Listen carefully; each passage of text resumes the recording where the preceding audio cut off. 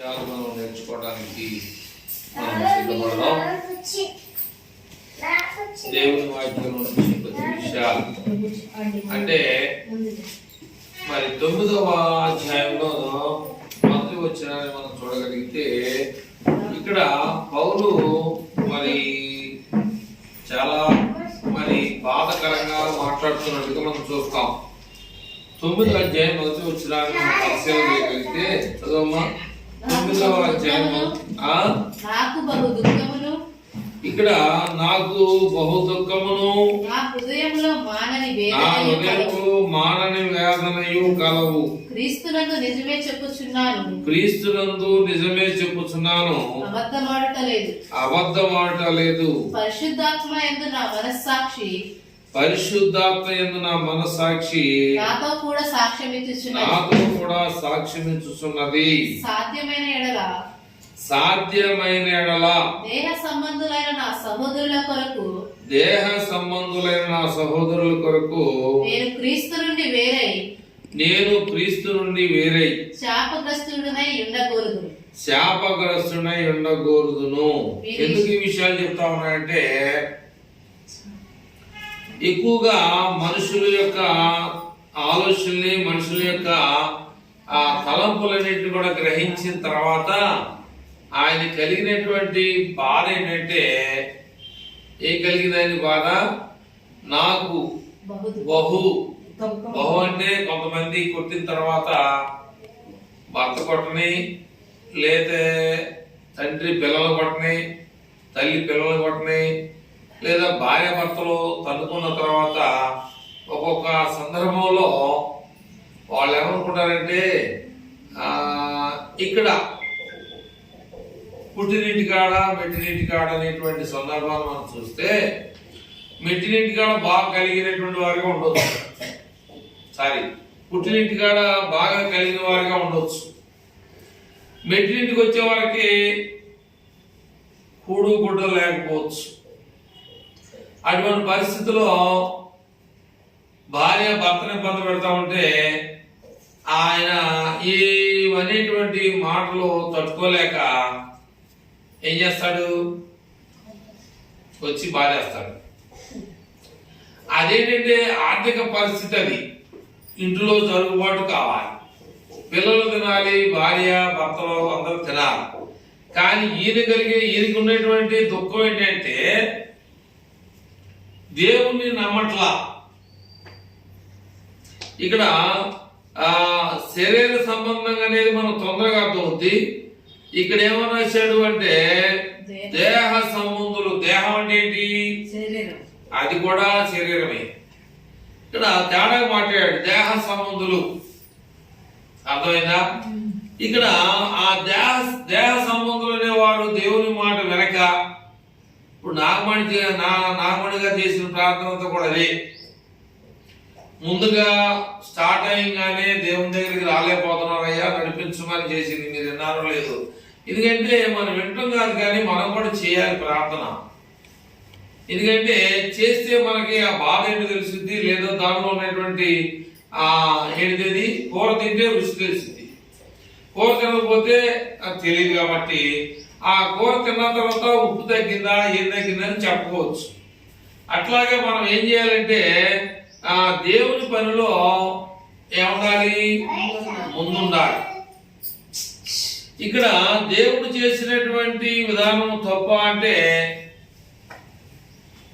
అదొక మీకు దేవుడు చేసినటువంటి పని తప్ప అంటే మనం ఏం చెప్పలేము.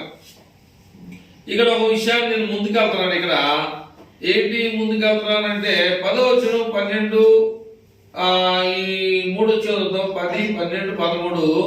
అంతేకాదు రెబ్కా మన తండ్రి అయిన ఇస్సాకు అను ఒకని వలన గర్భవతి అయినప్పుడు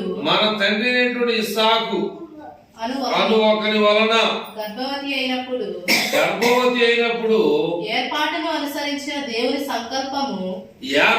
అనుసరించినటువంటి దేవుని సంకల్పము క్రియల మూలముగా కాక. చూడండి, ఇక్కడ క్రియలు అంటే పని మూలంగా కాకుండా పిలుచువాని మూలముగానే నీకు ఎంత క్రియలు ఉన్నప్పటికంటే నీకు ఎంత ఆ తాపత్రయం ఉన్నటువంటి పనిలో ఉన్నప్పటికీ కూడా ఇక్కడ చాలా జాగ్రత్తగా మనం నేర్చుకోవాలి. ఏంటంట క్రియల మూలముగా కాక ఆ పిలుచువాని మూలముగానే. అంటే పిలుచువాడు ఎవరు? దేవుడు. నేను రోజంతా పనిచేశాను, అదంతా జాగ్రత్తగా. నేను ఉదయం 9 గంటల కాడ నుంచి సాయంత్రం 5 పనిచేశా, అదే కూలి వచ్చింది, ఏం లాభం లేదు. మధ్యాహ్నం నుంచి వెళ్ళాను, అదే కూలి వచ్చింది. 3 గంటల నుంచి కూడా వెళ్ళాను, అదే కూలి వచ్చింది. దీంట్లో ఎవరు గొప్పవాళ్ళు? మా చేత కింద వాక్యం తెలిసి ఉదయం 9 నుంచి 5 పనిచేశారు, మధ్యాహ్నం భోజనం కాడ నుంచి మళ్ళీ పనికి వెళ్ళారు, 3 గంటల నుంచి కూడా పనిచేశారు, 5 గంటలకి అందరూ ఆ డ్యూటీ దిగిపోయారు, పొలం నుంచి బయటకు వచ్చా. అందరికి ఒకే కూలి వచ్చింది. వీళ్ళలో ఎవరు గొప్పవాళ్ళు? 3 గంటలకు వెళ్ళాడు గొప్పవాడు. కానీ దేహ సంబంధులు ఏమనుకుంటున్నారు? శరీర సంబంధులు ఏమనుకుంటున్నారు? చదువుదాం, ఆ చదవద్దు. ఏమనుకుంటున్నారు? అమ్మా ఎక్కడున్నాం? ఏమనుకుంటున్నారంటే మేము ఉదయం 9 గంటల నుంచి వచ్చాం కదా, మరి మధ్యాహ్నం వచ్చి వాడు ఉన్నాడు, 3 గంటలకు వచ్చినవాడు ఉన్నాడు, ఇదేంటి ఈయన అందరికి ఒకే రకమైనటువంటి కూలిని ఇచ్చాడు, ఇది సరైందా అది అనుకుంటుంటే మరి అది ఏమైంది? సరైందే కాదా? ఏమనుకుంటారు? ఏమనుకోవాలి మనం? ఆయన అనుకుంటున్నాడు కదా. అందుకని ఇక్కడ ఏమన్నాయంటే 12 అయిపోయిందా? చదువు 12 కూడా చదువు, పూర్తి చేసినాక 13 వద్దాం. క్రియల మూలముగా కాక పిలుచువాని మూలముగానే. కాబట్టి ఆ ఉదయం వచ్చి పిలిచాడు, నిలకడగా మధ్యాహ్నం వచ్చి పిలిచాడు, 3 గంటలకు కూడా వచ్చి పిలిచాడు. కాబట్టి ఇక్కడ ఏమన్నాయంటే పిలుచు వలను. క్రియల మూలముగా కాక పిలుచువాని మూలముగానే. పిలుచువాని మూలముగానే నిలకడగా ఉండు నిమిత్తము. నిలకడగా ఉండు నిమిత్తము. పిల్లలింకా పుట్టి మేలైనను కీడైనను చేయక ముందే పెద్దవాడు చిన్నవానికి దాసుడు. అంటే దేవుడు చేసింది తప్ప అర్థమవుతుందా? సుధాకర్ పెద్దవాడు నేను పెద్దవాడు కదా, నా మాట నీకు గురువులు ఎవరు లేదా అనే విధానం ఉందా లేదా? అంటే ఇక్కడ బైబిల్ ప్రకారంగా ఏమన్నాయంటే పెద్దవాడు చిన్నవానికి ఏమవుతాడంట?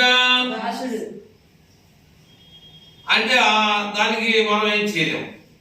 అంటే ఎందుకని అన్నాడు?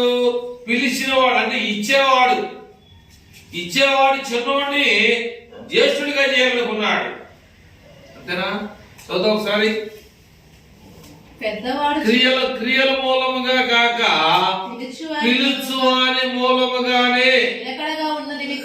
ఎవడు ముందుగా జ్యేష్ఠుడు చేసింది? చిన్నవాడిని పెద్దవాడిని చేసింది ఎవరు? దేవుడు. మనం చేస్తే కొత్త కమల పిల్లల్లో కూడా ముందువాడు పుట్టాడో కూడా తల్లి చెప్పుతామాట.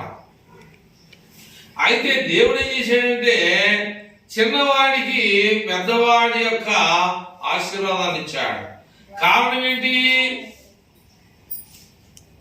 కారణం ఏంటంటే ఆమె ప్రార్థన చేస్తుండగా నాకు ఇంత ఉన్నది ఏంటంటే పెళ్లికైతే తొందరగా బయలుదేరి వెళ్తారని చెప్పేసి ప్రార్థన చేసింది.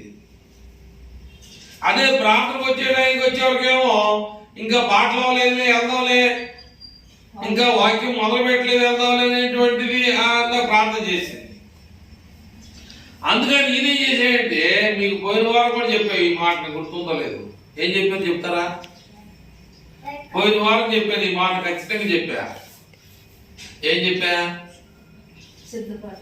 మన చేసినట్టుగా క్రిస్తంగా వాక్యం కొంచెం నీట్ గా కరెక్ట్ గా ఉంటుందని చెప్పేసి ప్రార్థన చేసింది. అట్లాగే కొన్ని విషయాలు స్కూల్ మ్యాథ్స్లో అడుగుతారు చూసావా, స్కూల్ పిల్లల్ని మ్యాథ్స్లో అడిగినట్టుగా అడుగుతారు ఈ క్రిస్తంగా. ఎందుకంటే నాతో పాటు మీరు కూడా సమానంగా ఉండాలనేది దేవుని ఉద్దేశం. నాకే తెలియకూడదు, మీకు కూడా తెలియాలి. ఒకవేళ గుడ్డివాడు గుడ్డోడు అమ్మకపోతే గుంట్లో పడతారు. అలా గుడ్డివాడు మంచోడు పోయాడు అనుకో, మంచోడు దారి చూపిస్తాడు. అలా ఇంకా మనం గుడ్డివాడు అంటే గుడ్డివాడితో ప్రయాణం చేస్తాం అనుకో, వాడు పడతాడు, మనం కూడా పడతాం. అందుకని ఇక్కడ పోయిన వారం చెప్పానన్నా గుర్తురాట్లా, గర్భంలోనే ఎక్కడ తల్లి గర్భంలో ఉండగానే యాకోబు అన్నవాడు చెప్పాను మీకు, పోయిన వారం చెప్పాను. వాళ్ళ అన్నయ్యని కాలు పట్టుకొని వెనకలాగా, అది బైబిల్లో ఉందన్నమాట. చదువు మళ్ళీ ఒక మాట. 12 అయిపోయిందా? పెద్దవాడు చిన్నవాడు దోషం అయిపోయాడు. ఇందును గూర్చి నేను చూడండి, నేను యాకోబును ప్రేమించి తిని ఏశావును ద్వేషించి తినని, అంటే ఇది ఎప్పుడో చెప్పడానికి అన్నమాట. మీకు చాలాసార్లు చెప్తా ఉంటాను, మనం పాట పాడుతూ ఉంటాం, ప్రవచనము, లేఖనము. అంటే మీకు చెప్పాను చాలాసార్లు. యెషయా గ్రంథంలో మనం ఒకసారి చెప్పాను మీకు. యెషయా గ్రంథంలో ఒకసారి మనం చూద్దామా? యెషయా గ్రంథంలో అదొద్దు కానీ 9వ అధ్యాయం చూద్దామా? 9 కానీ 9వ అధ్యాయంలో చూద్దాం. అది చదువు. మనకు శిశువు పుట్టెను, మనకు కుమారుడు అనుగ్రహింపబడెను, ఆయన భుజము మీద రాజ్యభారములను, ఆశ్చర్యకరుడు, ఆలోచనకర్త, బలవంతుడైన దేవుడు, నిత్యుడగు తండ్రి, సమాధానకర్తయకు అధిపతి అని అతనికి పేరు పెట్టబడింది. అక్కడ 9వ అధ్యాయంలో చదివాడు. 7వ అధ్యాయం 14 వచనంలో ఏమన్నాయంటే, 7:14 యెషయా గ్రంథమే 7:14లో, కాబట్టి ప్రభు తానే ఒక సూచన మీకు చూపును, ఆలకించుడి అంటే వినమని. కన్యక అంటే అర్థమేంటి మీకు తెలుసు, చెప్పాలి. కన్యక అనగా పెళ్లిగాని అమ్మాయి. కన్యక గర్భవతి అయి కుమారుని కనును, కని అతనికి ఇమ్మానుయేలు అని పేరు పెట్టును. అంటే నేను ఇందా చెప్పాను, ఏమని ఇక్కడ ఏమో రాశాయంటే, ఏశావును ద్వేషించి యాకోబును ప్రేమించని రాయబడి ఉన్నది అన్నాడు. అంటే ఈ మాట పాత నిబంధన గ్రంథంలోనే ముందుగానే చెప్పబడింది. అందుకని ఇందాక యెషయా గ్రంథము 7వ అధ్యాయంలో కన్యక గర్భవతి అయితే అని చెప్పేసి అప్పుడు పుట్ల ఆయన ఎప్పుడు పుట్టాడు అమ్మా? పాత నిబంధనలో పుట్ల ఆయన, కొత్త నిబంధనలో సువార్తలో పుట్టాడు ఆయన. అర్థమైందా? మత్తయి సువార్త, లూకా సువార్త, మార్కు సువార్త, యోహాను సువార్త అనేటువంటి ఈ సువార్తలో యేసు ప్రభువు వారి యొక్క చరిత్ర ఉంటుంది. అంటే యెషయా గ్రంథంలో కన్యక గర్భవతి అయితే మాట ఎప్పుడు చెప్పాడంటే, 750 సంవత్సరాలకి పుడతామనగా చెప్పాడు మన ముందుగా. 750 సంవత్సరాల తర్వాత ఆ కన్యక అనేటువంటి గర్భవతి అయింది. ఇంకా మనం అనుకునేటువంటి సమయం 24 రోజులు ఉన్నట్టుంది. అర్థమైందా? డబ్బులు సంపాదించుకోండి, సంవత్సరానికి ఒకసారి పండగ అని చెప్పేసి మరి దేశం అంతా కూడా, ప్రపంచం అంతా కూడా మారుమవుతున్నటువంటిది క్రిస్మస్ పండగ.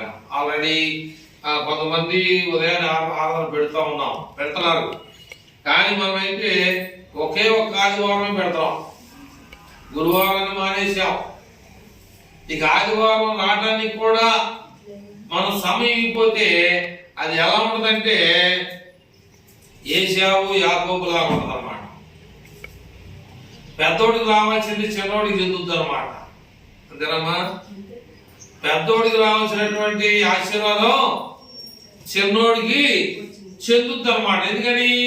నీ యొక్క నిర్లక్ష్యం, నీ యొక్క ఆలసత్వం, దేవుని దగ్గరికి వెళ్ళాలి అనేటువంటి యొక్క గురి అనేది లేనప్పుడు మనం ఏం చేస్తామంటే దేవుని దగ్గరికి ఆలస్యంగా వెళ్తే మనకు కూడా ఆలస్యంగానే దేవుడు సహాయం అందిస్తూ ఉంటాడు.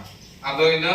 ఇంకా నేను ముందుకెళ్ళాలనుకున్నాను ఇదే అధ్యాయంలో కొద్దిగా ముందుకెళ్ళాలని చెప్పేసి నేను ఆశపడతా ఉన్నా.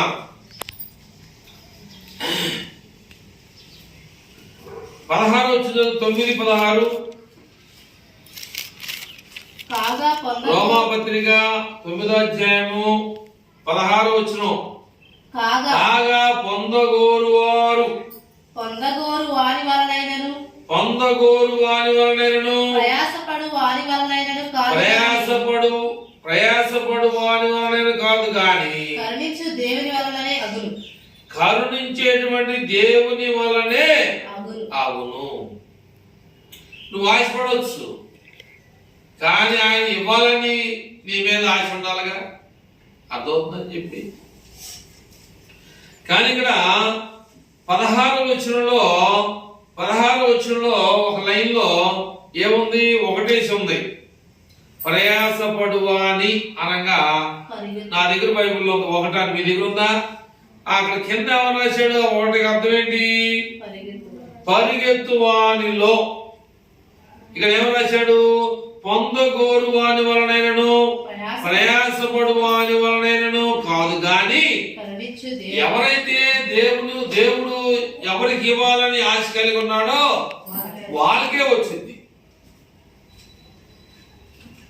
కనుక మన మైండ్ అంతా కూడా ఎక్కడ ఉండాలంటే దేవుని దగ్గరే పెట్టాలి.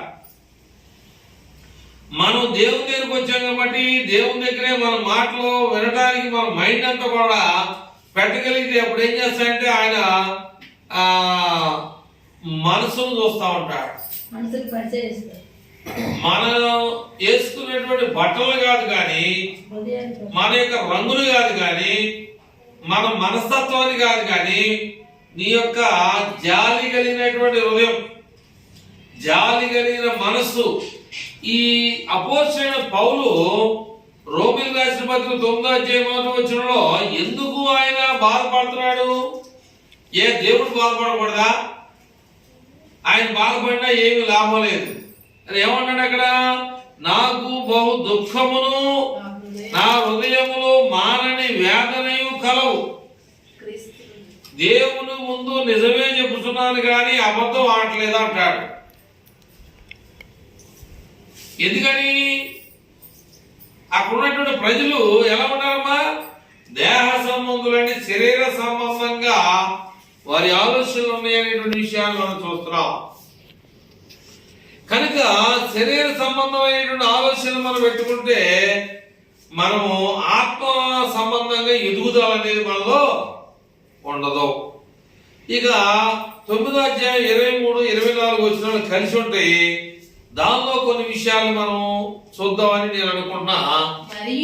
29వ అధ్యాయం 23-24 వచనాలు రెండు కలిసి ఉంటాయి. మహిమ పొందుటకు ఆయన ముందుగా సిద్ధపరిచిన మరియు మహిమ పొందుటకు ఆయన ముందుగా సిద్ధపరిచిన కరుణా పాత్ర ఘటముల ఎడల అనగా యూదులలో నుండి మాత్రమే కాక, అంటే యూదులలో నుండి మాత్రమే కాక అన్య జనములలో నుండి ఆయన పిలిచిన మన ఎడల తన మహిమైశ్వర్యము కనుపరచవలనని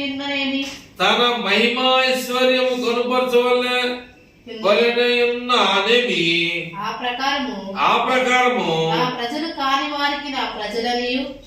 ఇక్కడ ఏమన్నాయంటే నా ప్రజలు కాని వారికి నా ప్రజలనియు, ప్రియురాలు కాని దానికి ప్రియురాలనియు, ప్రియురాలు కాని దానికి ప్రియురాలనియు పేరు పెట్టుదును. మరియు జరుగునదేమనగా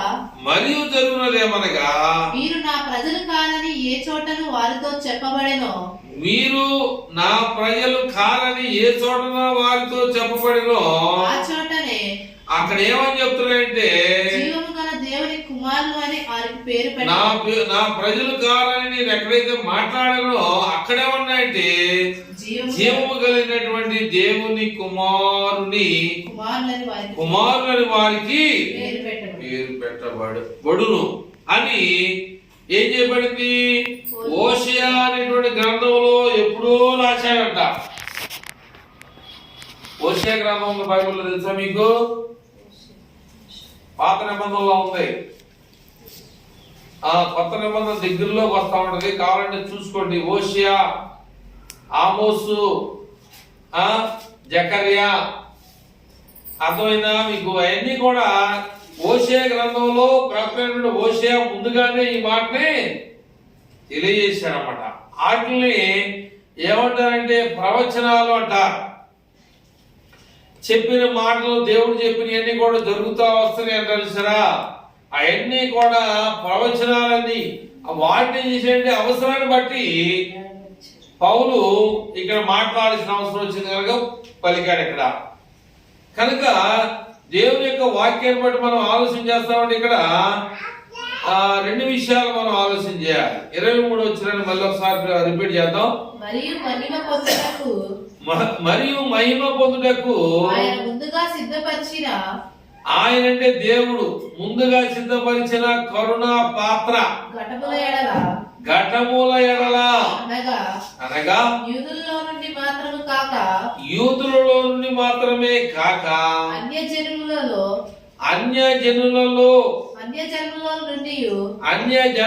నుండి ఆయన పిలిచిన మన ఎడల. అంటే ఎక్కడి నుంచి కూడా ఎవరు కూడా వస్తుందంట ఆశీర్వాదం? అన్ని జనులకు కూడా ఆశీర్వాదం వస్తుంది. అన్ని జనులకు కూడా మరి ఆశీర్వాదం వచ్చినప్పుడు మరి దేవుని పిల్లలుగా పిలువబడే మనకేంటి? ఇక ఏశావు యాకోబు లాంటి కథలు మనం నేర్చుకోవాలి. ఏశావు దరిద్రుడైపోయాడు, పెద్దవాడింటికి చాలా పెద్దవాడు. ఒకసాట వచ్చిన చూపించలేకపోతున్నాను కానీ ఆది కాండంలో తండ్రికి ఇష్టమైనటువంటి ఆహారం తీసుకొచ్చిన తర్వాత నానాన్ని పిలిచిన తర్వాత చిత్తము నాయనని చెప్పేసి అన్న తర్వాత ఇప్పుడే కానీ నేను ఆశీర్వదించానని చెప్పేసి అన్నాడు. కానీ ఆశీర్వాదాన్ని తీసుకొని ముందుగానే యాకోబు వెళ్ళిపోయాడు. వెళ్ళిపోయిన తర్వాత ఈయన కొండకెళ్ళి వచ్చే వరకు టైం పట్టింది. కనుక ఈ యొక్క ఇస్సాకు అనేటువంటి ఆయన ఏమన్నారు, చూపు మందగించింది అని కనపడేటువంటి స్థితి లేదు. కాబట్టి ఆ మాటని గుర్తుపట్టగలరు కానీ చూడటానికి కళ్ళు పొందడం మీద అప్పుడు ఏం చేయండి, చిన్న కొడుకుని ఆశీర్వదించాడు. ఇక పెద్ద కొడుకు వచ్చి వంట చేసుకొని వచ్చిన తర్వాత అంటాడు, ఏమైనా చివరిగా నీ దగ్గర ఏమైనా ఆశీర్వాదం ఉంటే నా మీద వచ్చాడు చూడాలంటే, ఒకవేళ నువ్వు అడిగిన దాన్ని బట్టి నేను ఆశీర్వదించాలని నా చేయి గాని నీ నెత్తి మీద వేసి కానీ ఆశీర్వదించితే శాపాలు తప్ప ఆశీర్వాదాలు నా దగ్గర లేదు. ఎందుకని ఉన్న ఆశీర్వాదాలు మొత్తం నీ తమ్ముడైనటువంటి యాకోబు ఎత్తుకొని వెళ్ళిపోయాడు. కనుక ఇక్కడ దేవుని యొక్క వాక్యాన్ని బట్టి మనం ఆలోచన చేసేటువంటి మనందరం కూడా 16వ వచనం మనం ఆలోచన చేస్తే, పొందగోరు వలన వాని వలనను ప్రయాసపడు వాని వలన కాదు గాని కరుణించు దేవుల్లోనే మనకి ఆశీర్వాదం ఉంది. కరుణించు దేవుల్లోనే మనకు ఆశీర్వాదం ఉందంటే అప్పుడు దేవుని యొక్క వాక్యం ఏం చెప్తా ఉంది? ఇక్కడ మనం చదువుతాం. ఇక్కడ మళ్ళీ ఒకసారి ముందుకెళ్దాం. ఎక్కడంటే కొరింథీయులకు రాసినటువంటి పత్రికలో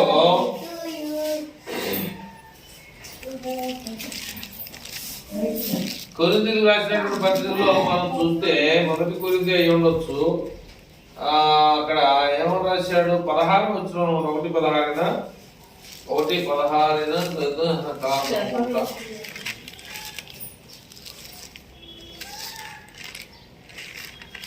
ఒకసారి ఉండదా మళ్ళీ దేవుని హృదయము దేవాలయం అని ఉంటుంది అక్కడ 3:16.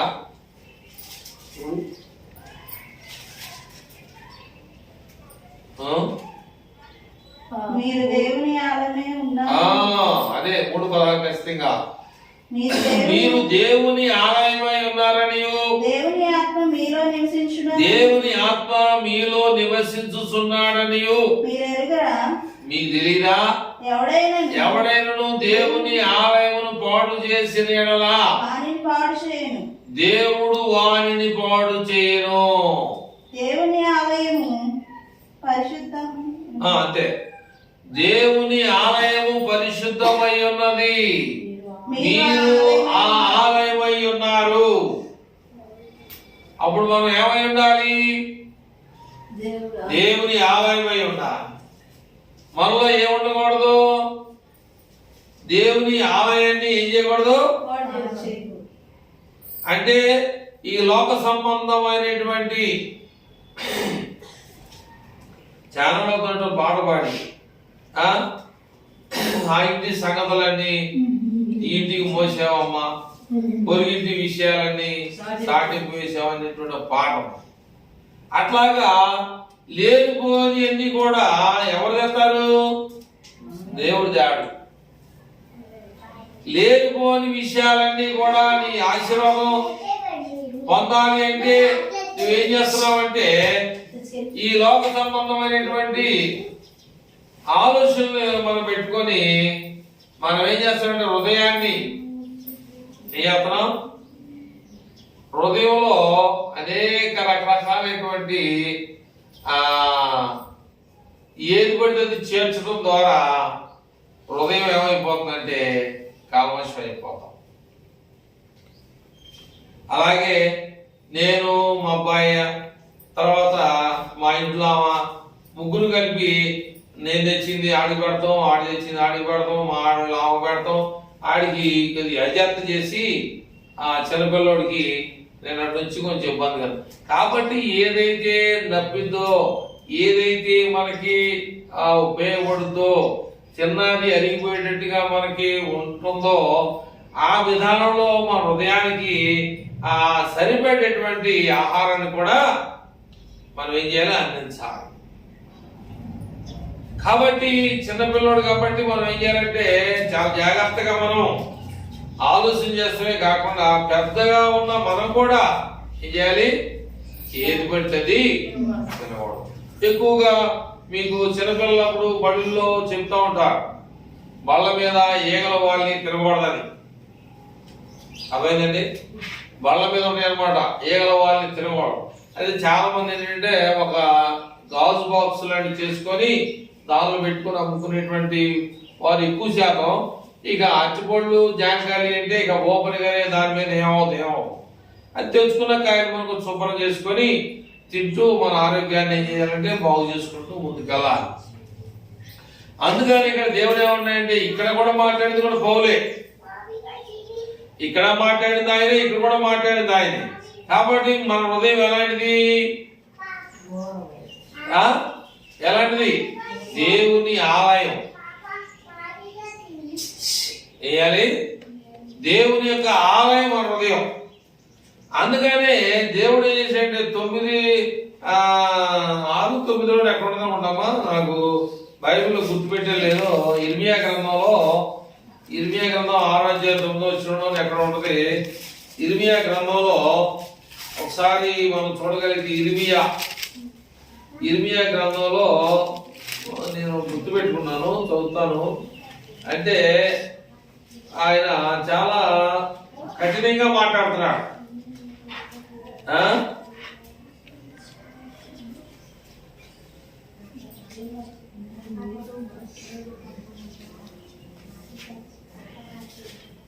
హృదయం అన్నిటికన్నా మోసకరమైంది అన్నట్టు చూసారా? నేను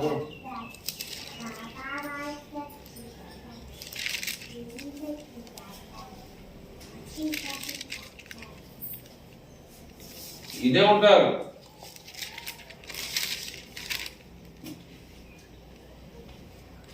అవసరప్పుడు ఎన్నో అధ్యాయం అయితే దొరికింది.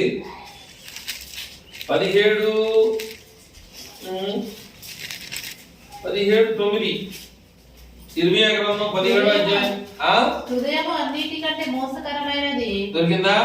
అంటే కొత్త నిబంధన కన్నా ముందుగానే చెప్పాడు ఈయన. ఇక్కడ పాత నిబంధన కాలంలో ఉన్నటువంటి పరిస్థితి అది. ఇప్పుడు ఇర్మియా గ్రంథం అనేది పాత నిబంధన కాలంలో అదేమన్నాడు? హృదయం అనేది చదువు. అన్నిటికంటే మోసకరమైనది. అన్నిటికంటే మోసకరమైనది. అది ఘోరమైన వ్యాధి కలది. అది ఘోరమైనటువంటి వ్యాధి కలిగినది. దాన్ని గ్రహింపగలవాడెవడు?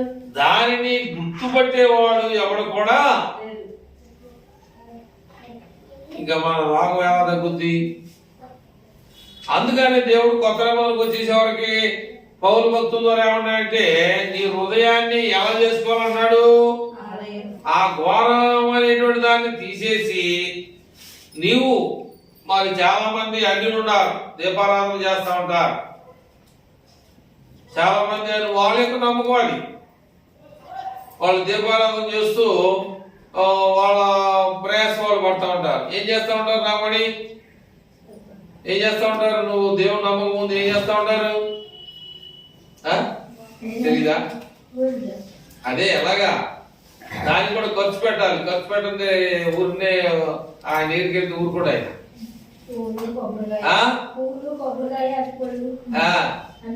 దానికి సంబంధించినటువంటి ఒక హ్యాండిల్ ఉన్నటువంటి బుట్ట కూడా ఉంటది. అంటే ఒక కొబ్బరికాయ ఖరీదు ఎంత అవుతుంది, అరటిపూడి ఖరీదు ఎంత అవుతుంది, పూలు ఖరీదు ఎంత అవుతుంది అంటే అన్యుడు తప్పుడు అని మనం అనుకుంటా ఉంటాం. అని నేను మంచోడని అట్లా, కానీ వాడి ప్రయాస వాడు పడుతున్నాడు, మన ప్రయాస మనం పడుతున్నాం. కానీ దేవుడు ఏమన్నాడు? నీ చెప్పాలి. వాడు నమ్మిన సిద్ధాంతాన్ని వాడు పాటిస్తున్నాడు, మన నమ్మినటువంటి సిద్ధాంతాన్ని మనం పాటిస్తున్నాం. కానీ దేవుడు ఏమన్నాడు? చెప్పాలి. చాలా సంవత్సరాలు వాక్యం ఉన్నాం కదా, వాళ్ళ నమ్మిన సిద్ధాంతంలో వాళ్ళు ఉన్నారు, మనం నమ్మిన సిద్ధాంతంలో మనం ఉన్నాం. కానీ దేవుడు ఏమన్నాడు? వాళ్ళకి మనకి మధ్యలో నేను మీకు చెప్తున్నా, మీరు మిమ్మల్ని అడుగుతున్నా, దేవుడు ఏమని చెప్పాడు? వాళ్ళని మనల్ని. అర్థం కదా ప్రశ్న? వాళ్ళు అన్యులు, మనం క్రిస్టియన్స్, దేవుడు నమ్మాము, మనం దేవుడితో బాగా నడుస్తున్నాం, మనం చాలా జాగ్రత్త ఉన్నాం అనేను మనం అంటూ ఒకసారి మనం ఏం చేస్తామంటే, ఆయన గవర్నమెంట్ వాడు దగ్గరికి వెళ్తే నువ్వు బాధ్యతకి వెళ్తావా? నీకు నేను రాసిన హిందూ మాది. కానీ మనం చేసేదన్నీ హిందూ సిద్ధాంతాలే. పెళ్లి చేసేటప్పుడు ఏం చేస్తాం? ఏం చేస్తాం? ఇప్పుడు మా అబ్బాయి పెళ్లి చేసేటప్పుడు మా కోడమూడు ఊర్లో ఒక అరబత్త పసుపు దాచిపెట్టారంట వచ్చిన వాళ్ళు పెద్దల మీద పోయడానికి. మరి ఎన్ని బైబిల్లో చేయమనుందా? మరి ఆడేమన్నాడు? నువ్వు బాత్రూమ్కి వెళ్తావు కనుక నేను నీకు కులం సర్టిఫికేట్ రాసిన అంటున్నాడు. అరబత్త కులం అక్కడ దాచిపెట్టాడంట, ఇక్కడ ఒక పెద్ద వెళ్తే చెప్తున్నాడు. అంటే మనం ప్రార్థనకి వస్తున్నాం, కానీ మనలో ఆయన ఇర్మియా చెప్పిన విషయాలన్నీ ఉన్నాయి. ఏం చెప్పాడు ఇర్మియా? అమ్మాయి అవన్నీ ఉండే, కుంకుమ ఉంది, దాన్ని ఏమంటారు, ఇప్పుడు పసుపు ఉంది, ఆ తర్వాత తమలపాకులు ఉండి, ఆకులుండి, ఒక్కలుండి, జాకెట్ మొక్కలుండి, ఇంకా కొబ్బరి ఖర్జూరకాయలు ఉండి, కొబ్బరి చెప్పులు ఉండి, ఇవన్నీ కూడా మనలో. ఇవన్నింటిని బట్టి ఆయన ఏమన్నాయంటే, హృదయము ఇవన్నీ మీరు తీసుకోవట్లా. ఆడేమన్నాడు? నువ్వు బాత్రూమ్కి వెళ్తావంటే వీడు చేసే పనులన్నీ కూడా హిందూ సిద్ధాంతమే చేస్తున్నాం. కానీ ఆడేమన్నాడు? నీ కులము సర్టిఫికేట్ మాలా మాదిగా రాసిను, హిందూ మాదిగా రాసిన అంటాడు. నువ్వు బాత్రూమ్కి వెళ్తున్నావంటే నేను వెళ్ళని చెప్పలేము. వెళ్తున్నావా? కట్టకుండావా? అర్థమవుతుంది. ఉన్నావా? ఒంట్లా. అర్థమైందా? కనుక ఇవన్నీ కూడా మనం హిందూ పద్ధతిలోనే వెళ్తున్నాం. కానీ ఆయన కాగితం రాసి ఇవ్వమంటే ఆయన రాసి ఎందుకని నువ్వు బొట్టు పెట్టుకోవట్లేదు కదా. నాకు నీ సంగతి ఇక్కడే అర్థమైపోయింది. నువ్వు బాత్రూమ్కి వెళ్తున్నావు అని తెలుసు. నువ్వు బొట్టు పెట్టుకుంటే హిందూ అని ఆడు గుర్తిస్తాడు. అదే వాస్తవం ఏంటంటే మన దేశమే హిందూ దేశం. అదే సుప్రీంకోర్టు అంటే ఢిల్లీలో ఉంటుంది అనమాట. మన పాస్టర్లో మేము పాస్టర్ ఫెలోషిప్ మీటింగ్కి వెళ్తా ఉంటాం. Andhra Telangana pastor fellowship meeting అని చెప్పేసి ఉంటుంది. ఆంధ్ర తెలంగాణ అంటే ఆంధ్ర తెలంగాణ తెలుగు వాళ్ళు. తెలంగాణలో తెలుగు వచ్చినా కూడా వాడు హిందీ మాట్లాడతాడు, తెలంగాణ అంటే హైదరాబాద్. తమిళనాడులో వాడికి తెలుగు వచ్చినోడు తెలుగుడే కానీ వాడు తమిళ మాట్లాడతాడు. ఏంటంటే అది మాట్లాడాలని కాదు, ఒక విషయంలో మనం ఏంటంటే తెలుగు మాట్లాడేటప్పుడు ఏం చేయాలంటే వాడికి తెలుగు అనుకున్న పాపం వీడికి అర్థం తెలియదు, మనం సపోర్టింగ్ ఇవ్వాలి. వాడికి ఎక్కడికి వెళ్ళాలనుకున్నావా అని చెప్పేసి అంటే ఇటు సంగతయ్యా నాకు అర్థం కాక చెప్పు అని వాడు చెప్పేటకు మనకు మేలు చేసినట్టు. అట్లాగే సుప్రీంకోర్టు ఏం చేశాడు, నా ఫోన్లో మనకి స్వాతంత్రం వచ్చినటువంటి దేశం కనుక, స్వాతంత్ర దేశం కనుక మనము మన హక్కుల్ని మనం గాంధీ మహోత్సవే కానీ లేకపోతే ఆయన ఏమంటారు సుభాష్ చంద్రబోసే కానీ వల్లభాయ్ పటేల్ కానీ లేకపోతే ఆయన ఏమంటారు నెల్లూరులో 30 రోజులు 38 రోజులు సత్యాగ్రహం చేశాడు పొట్టి శ్రీరామ్ లాంటి వాళ్ళు కానీ భగత్ సింగ్ అన్నాడు ఉరిదీశారు. అలాగంటి మహానుభావులు మన స్వాతంత్రం కోసం మన దేశంలో స్వేచ్ఛగా బతకడం కోసం వాళ్ళందరూ ప్రాణాలను ఏం చేశారంటే త్యాగం చేశారు. ఇప్పుడు మనం ఏమన్నాయంటే నువ్వు ఏ గుడికన్నా వెళ్ళవచ్చు, ఎందుకంటే నీకు ఇది మనది తెలుగు వాళ్ళం కనుక, మనం హిందూ దేశం కనుక మనం ఎవడో నచ్చిన దేవుణ్ణి వాడు పూజ చేసుకోవచ్చు అని కోర్టు తీర్పిచ్చింది. అట్లాగా ఇక్కడ ఉన్నటువంటి యవనస్తులు పిల్లలు ఉన్నారు కదా, మరి అది కూడా ఒక మాట పెట్టి ఓ జ్యోతి లాంటి అమ్మాయి మెడ్రాస్ లో ఉద్యోగానికి పెడితే ఆర్డర్ వచ్చింది. ఆర్డర్ వచ్చిన తర్వాత దగ్గరికి వెళ్ళిపోయింది, క్యాస్ట్ సర్టిఫికేట్ తీసుకోవాలి. ఆడు ఎస్సీ అన్నాడు కానీ ఎస్సీలో మాదిగా మాలని సబ్ క్యాస్ట్ రాయిలా, కానీ పెద్ద పేపర్లో పెద్ద మెయిల్ వేసాడు అన్నమాట. ఈ అమ్మాయి ఎక్కడన్నా హిందూ దేవాలయంలో వెళ్ళినట్టుగా ఫోటో లేదు, ఈ అమ్మాయి కొట్టున్నట్టుగా ఎక్కడ దాఖలాలు లేవు, ఒక పూజారి దగ్గరికి వెళ్ళి పాదం చేర్చుకున్నట్టుగా దాఖలాలు లేవు, కాబట్టి నెత్తి మీద బొట్టలేదు. ఏమో ప్రార్థనకు వెళ్ళిందని చెప్పేసి ఢిల్లీ సుప్రీంకోర్టు ఏం చేసిందంటే ధర్మాసనం తీర్మానం చేసి ఆ అమ్మాయికి ఉద్యోగం రాకుండా. అంటే అర్థం ఏంటంటే మోడీ అనేటువంటి ఆయనకి మైనాస్ ఉంది. తెలుసా మోడీ అంటే? నరేంద్ర మోడీ అమ్మా తెలుసా? ఎవరు? మన దేశ ప్రధాని అన్నమాట. ఆయన సంబంధిగా చెప్పాడు ఆయన. కానీ ఆఖరిగా ఒక పుస్తకం చూద్దాం, యెషయా గ్రంథం 2వ అధ్యాయంలో 2:2 ఇంతకుముందు చదివాం మనం. యెషయా గ్రంథం పాత నిబంధనలో 2వ అధ్యాయం 2వ వచనంలో ఎవరు దేవుని రాజ్యానికి వారసులంటే ఎవరో నాగమణి, వారసులంటే ఎవరో? దేవుని బిడ్డలు కదా. అసలు వారసులు అంటే ఎవరో? నీకు మనవడు పుడితే వాడు నీకు వారసుడు అవుతాడు, మనవరాలు పుడితే వారసురాలు కాదు. ఎందుకంటే ఆమె కొన్ని సంవత్సరాలకి వేరే ఊరు వెళ్ళవలసినటువంటి స్థితిలో ఉంది.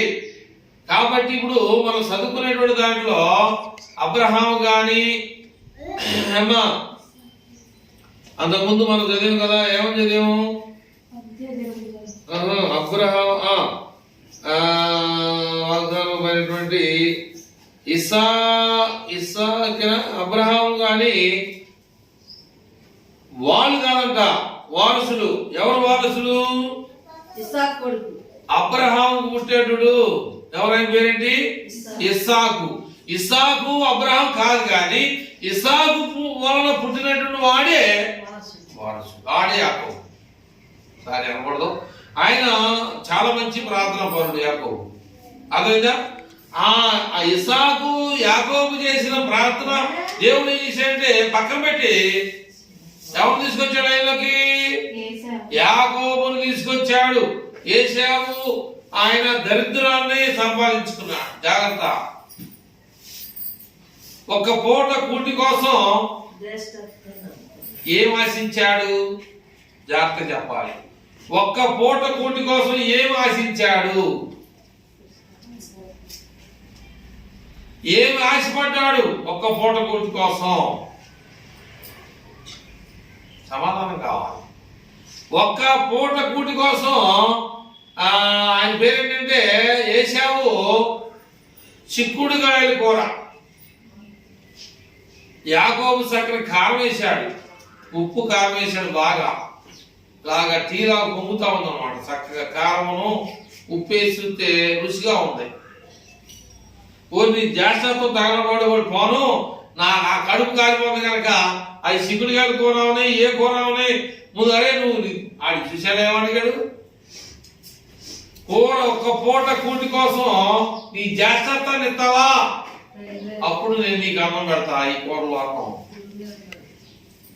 అర్థమైందా? కనుక ఒక్క పూట కూటి కోసం ఏం చేసేయండి, తన జాగ్రత్త నమ్మి దేశం అయిపోయాడు అనమాట. పనికి రాకుండా అలా ఉండొద్దని నాకు ఏమన్నాయంటే పౌలు, నాకు దుఃఖమును నా హృదయములు మానని వేదన కలవు, ప్రభునందు క్రీస్తునందు నిజమే చెప్తా ఉన్నాను, అబద్ధం నేను చెప్తానంటూ యెషయా గ్రంథం 2:2 చదివి ముగించుకుందాం. అంత్య దినములలో దినాలు జాగ్రత్తగా, అంత్య దినాలు, అంత్య దినాలు అంటే కడవరి దినాలు. ఏమా నాకు మన ఎక్కడుండవు, అంత్య దినాలు అంటే కడవరి దినాలు, చివర. ఎక్కడ దాకా వచ్చావు నీ మును అంటే చివరికి వచ్చేసా, అవి కొద్దిగా 10 నిమిషాలు అయిపోతున్నాము. అలా అంత్య దినం అంటే చివరి దగ్గరకు వచ్చేసా. అంత్య దినములో పర్వతముల పైన, అంత్య దినములో పర్వతముల పైన, యెహోవా మందిర పర్వతము పర్వత శిఖరమున స్థిరపరచబడి, పర్వత శిఖరాన్ని స్థిరపరచబడి, కొండల కంటే ఎత్తుగా ఎత్తబడును, కొండల కంటే ఎత్తుగా ఎత్తబడును, ప్రవాహం వచ్చినట్లు. సమస్త అన్యజనులు, ఎంతగానే చెప్పా, మోడీకి అర్థం కావట్లా. ఎవరు వెళ్తారంట? అన్ని జనులు. మరి మనం ఏమైపోతాం? వెనకపోతాం. ఈ వచ్చిన మీరు చాలా జాగ్రత్తగా మీరు ఇంటికి వెళ్ళి కంఠపాఠం చేసుకోకపోతే మనం కూడా ఏమైపోతాం అంటే వెనకెళ్ళిపోతాం. ఆ అమ్మాయి అదే చదివిన ప్రార్థన, క్రీస్తు అంటే చాలా గట్టిగా ఉంటుంది. క్రీస్తు ఎక్కడికి వెళ్ళిందంట, అది ఎక్కడికి వెళ్ళిందమ్మా? అంత పర్వత శిఖరాలు కాకుండా ఎక్కడికి వెళ్ళిందంట? కొండల కంటే ఎత్తుగా ఎత్తబడి, చదువమ్మా, ప్రవాహం వచ్చినట్టు సమస్త అన్యజనులు దానిలోకి వచ్చేది. దానికన్నా ముందే ఉంది పర్వత శిఖరం, చదువు. పర్వత శిఖరమున స్థిరపరచబడి, కొండల కంటే ఎత్తుగా ఎత్తబడును, కొండల కంటే ఎత్తుగా ఎత్తబడును, ప్రవాహం వచ్చినట్టు, ప్రవాహం వచ్చినట్లు. సమస్త అన్యజనులు దానిలోకి కాబట్టి వచ్చేది. ఎవరిది పరలోక రాజ్యం? ఖచ్చితంగా క్లారిటీ చెప్పాడు. అన్ని జనులు అంటే అన్ని అంటే ఎవరు? దేవుణ్ణి ఎరగడమా? వాళ్ళ అర్థం ఏంటి? వాళ్ళ అర్థం ఏంటి? మరి ఎంతసేపు వాక్యం విని, ఎంతకాలం దేవునితో పాటు సంవత్సరాలు మనం వాక్యం విని మరి మనం ఏమైపోతాం చిన్నాని? అర్థం. మరి ఏమైపోతాం? ఎట్లా పరిస్థితి ఏంటి? ఇప్పుడు అన్ని జనులు ఆ మందిరంలోనికి వెళ్ళిపోతుంటే మన సంగతి ఏంటి? ఏమైనా చెప్పాడా? ఇస్రాయేల్ అని చెప్పాడా?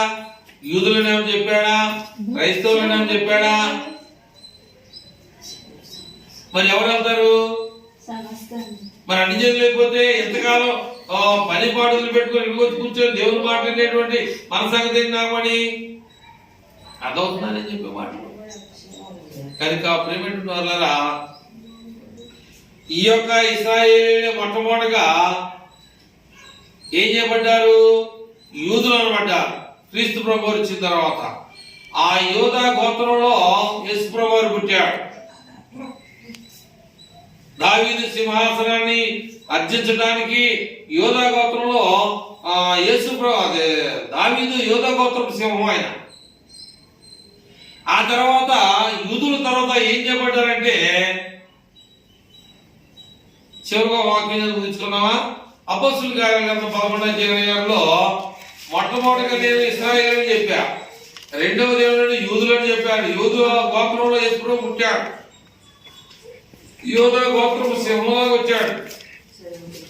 ఆ తర్వాత యేసు ప్రభు భూలోకానికి వచ్చి 33 సంవత్సరాల నుండి తిరిగి వెళ్ళిపోయిన తర్వాత 12 మంది శిష్యులు ఈ గ్రంథాన్ని పట్టుకొని బయలుదేరిన తర్వాత వారు బోధిస్తున్నటువంటి బోధ విన్నవారు ఏమయ్యారు? మొట్టమొదట 11:26 అపోస్తుల కార్యాల గ్రంథం 11:26లో ఏం చేయబడ్డారు అనేది కూడా మనకి తెలియాలి.